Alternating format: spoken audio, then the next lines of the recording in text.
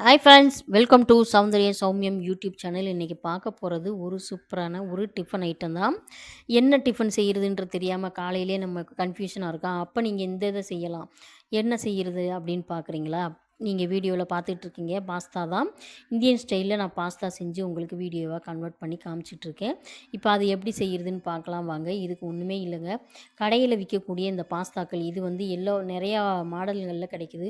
சுருள் சுருளாக கிடைக்கும், விதவிதமாக இருக்கும். நான் வந்து இந்த மாதிரி பைப் மாதிரி இருக்கிற இந்த பாஸ்தாவை தான் ஒரு கப் அளவுக்கு எடுத்துருக்கிறேன். அதுக்கு தேவையான வெங்காயம், கேரட்டு, தக்காளி, பச்சை மிளகாய் இதெல்லாம் நான் நறுக்கி வச்சுருக்கேன். இதுக்கு வந்து வெங்காயம், தக்காளி வந்து நம்ம எவ்வளவு பாஸ்தா போடுறோமோ அந்தளவுக்கு சரிசமமாக போட்டால் தான் கொஞ்சம் டேஸ்ட்டு நல்லா இருக்கும். இந்த காய்கறிகள் நல்லா நுணுக்கி வெட்டி வச்சுட்டு அதுக்கப்புறமா எந்த அளவுக்கு நம்ம எடுத்துருக்கோம்னா ஒரு கப் அளவுக்கு நான் பாஸ்தா எடுத்துருக்கிறேன். இதை வந்து நம்ம எப்படி பண்ணுறதுன்னு பார்க்கலாம் வாங்க.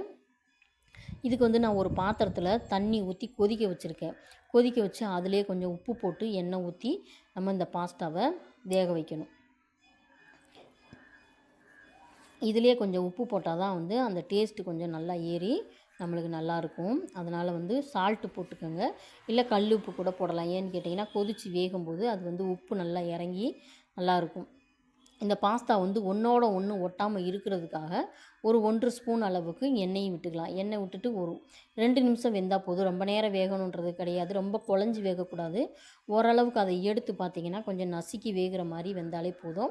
அதை நம்ம தண்ணியெல்லாம் ட்ரெயின் பண்ணிவிட்டு எடுத்து நம்ம உலர்த்தி வச்சுக்கலாம். இது கொஞ்சம் எண்ணெய் விட்டுருக்கிறதுனால ஒன்றோட ஒன்றும் ஒட்டாது. எண்ணெய் ஊற்றலைன்னா கொஞ்சம் சான்ஸ் அதிகம் ஒன்றோட ஒன்றும் ஒட்டிக்கிறோம். இந்த மாதிரி அகலமான பாத்திரத்தில் எடுத்து வச்சிட்டிங்கன்னா அது கொஞ்சம் காற்றோட்டத்துலேயே அந்த ஈரப்பதமெல்லாம் காஞ்சி போயிடும். அதனால் ஒன்றோட ஒன்று ஒட்டாது. இப்போ எப்படி தாளிக்கிறதுன்றதை பார்க்கலாம் வாங்க. இதுக்கு தேவையான அளவுக்கு இஞ்சி பூண்டு நான் பொடிசாக நறுக்கி வச்சுருக்கேன். அதை நறுக்கி எடுத்துக்கலாம். இப்போ நம்ம வந்து கடாயை சூடு பண்ணிவிட்டு கொஞ்சம் எண்ணெய் வந்து ஒரு 2 ஸ்பூன் 2.5 ஸ்பூன் அளவுக்கு விட்டுட்டு, ரொம்ப அதிகமாக எண்ணெய் விடணுன்ற அவசியம் இல்லை. 2 ஸ்பூன் அளவுக்கு எண்ணெய் விட்டுட்டு இதுக்கு தாளிக்கக்கூடாது. நேரடியாகவே வந்து இஞ்சியும் பூண்டையும் நம்ம வந்து நறுக்கி வச்சுருக்கோம் இல்லையா, இஞ்சி பூண்டு அந்த இதையும் வந்து நம்ம போட்டு வதக்கிட்டு வெங்காயத்தை நல்லா போட்டு வதக்கிடலாம். அதுக்கப்புறமா வந்து தக்காளி ஒவ்வொரு காய்கறியாக நம்ம வெட்டி வச்சுருக்கோம் இல்லையா, இதில் கேப்சிகம் போடலாம், உருளைக்கிழங்கு போடலாம், பட்டாணி போடலாம், நம்ம வெங்காயத்தாள்கள் போடலாம். ரொம்ப டேஸ்ட்டாக இருக்கும். நம்ம என்ன காய்கறி வச்சுருக்கோமோ அது எல்லாமே போடலாம். பாஸ்தா ரொம்பவே நல்லாயிருக்கும் இந்தியன் ஸ்டைலில். காய்கறி போடாமலேயும் வெறுமனவும் தாளிக்கலாம். இப்போ காய்கறியே இல்லை அப்படின்றவங்க கவலைப்பட வேணாம்.